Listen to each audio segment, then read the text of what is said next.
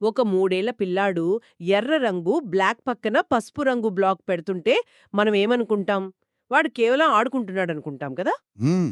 కానీ ఆ చిన్నారి నిజానికి ఒక అందమైన లయను సృష్టిస్తున్నాడు. ఈరోజు మనం అంగన్వాడీ మరియు చిన్నపిల్లల ఉపాధ్యాయులకు ఒక అందమైన మార్గనిర్దేశం చేయడానికి ఈ సమాచారంలోకి లోతుగా వెళ్దాం. అవును. ఇది చాలా ఆసక్తికరం. మన లక్ష్యమేంటంటే, ఆ బుజ్జి మెదళ్లకు ఆటల ద్వారా నమూనాలు అంటే ప్యాటర్న్స్ ఎలా నేర్పాలో తెలుసుకోవటం. ఇది కేవలం ఆట కాదు, ఒక గొప్ప వ్యాయామం. ఖచ్చితంగా. మరి ఈ అద్భుతమైన ప్రయాణాన్ని మొదలుపెడదాం. ఎంతో ప్రేమగా మనం పిల్లలతో చేయించబోయే కృత్యం పేరు చూస్తే నమూనా తయారీ.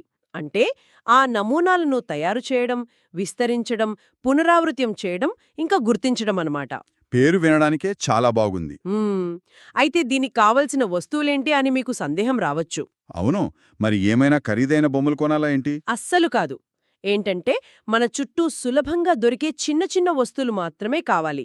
ఆ విత్తనాలు, ఆకులు, అందమైన పువ్వులు, గులకరాళ్ళు, ఓహో, అంటే పక్షుల ఈకలు లాంటి సహజ పదార్థాలు కూడా వాడుకోవచ్చంటారా? అవునవును. వాటితో పాటు వస్త్రాల ముక్కలు, ఆకారాల కటౌట్లు, రంగురంగుల బొమ్మలు, గుండీలు మరియు బ్లాక్స్ ఇవన్నీ పిల్లలకెంతో ఆనందాన్నిస్తాయి. భలే చెప్పారు.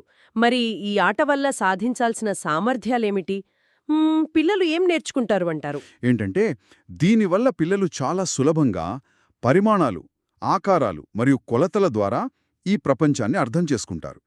తమ చుట్టూ ఉన్న ఆకారాలు, సంఖ్యలలో ఉన్న నమూనాలను చక్కగా గుర్తించి వాటిని మరింతగా పెంచగలుగుతారు. అర్థమైంది. అంటే లాజికల్గా ఆలోచించడం మొదలు పెడతారన్నమాట. సరే, ఇప్పుడు వయసు 3 నుండి 4 ఏళ్ల పిల్లల విషయానికి వద్దాం.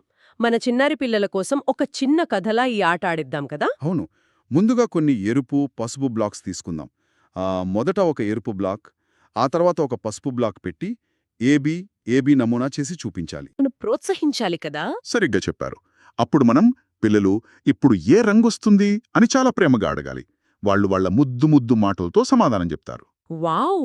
వింటుంటేనే ఎంత ముద్దుగా అనిపిస్తోందో. మరి గ్లాసులు, గిన్నెలు లాంటి వాటితో కూడా ఇది చెయ్యొచ్చా? ఖచ్చితంగా.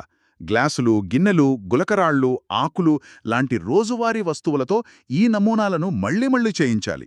అప్పుడే వాళ్ళకి బాగా నాటుకుపోతుంది. నిజమే.